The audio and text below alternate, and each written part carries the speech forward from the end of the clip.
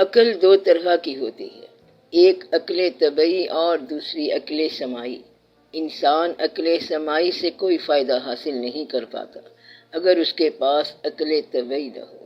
یہ بالکل ایسے ہے جیسے اگر آنکھ کی بینائی نہ ہو تو سورج کی روشنی بیکار ہے۔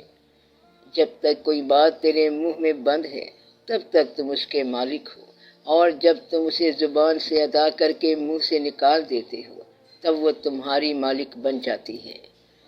شریف کی پہچان یہ ہے کہ جب کوئی اس کے ساتھ سختی کرتا ہے تو وہ سخت ہو جاتا ہے، اور جب کوئی اس کے ساتھ نرمی سے بات کرے تو وہ نرمی سے جواب دیتا ہے۔ اور کمینے کی پہچان یہ ہے کہ جب کوئی اس کے ساتھ نرمی سے بات کرے تو اس کا جواب سختی سے دیتا ہے، اور سختی سے بات کرنے والے کے سامنے ڈھیلا پڑ جاتا ہے۔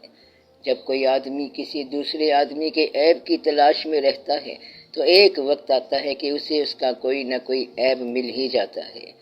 جو شخص جان بوجھ کر گمراہی کا راستہ اختیار کرے اسے کوئی راہ راست پر نہیں لا سکتا۔ کبھی اچانک تمام کام درست ہو جاتے ہیں اور کبھی طلبگار ناکام رہتا ہے، اور میں نے اللہ کو اپنے ارادوں میں ناکامی سے پہچانا۔ جب کسی شخص کا علم اس کی عقل سے زیادہ ہو جاتا ہے تو وہ علم اس کے لیے وبال جان بن جاتا ہے۔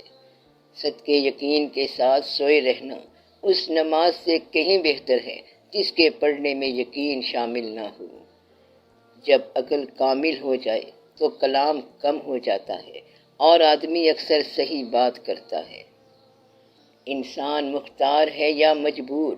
آپ نے جواب دیا، اپنی ایک ٹانگ اٹھاؤ۔ اس شخص نے اپنی ٹانگ اٹھائی، تب آپ نے کہا اب دوسری بھی اٹھاؤ۔ وہ بولا میں اس سے مجبور ہوں، تو آپ نے فرمایا یہی مثال مختار اور مجبور کی ہے۔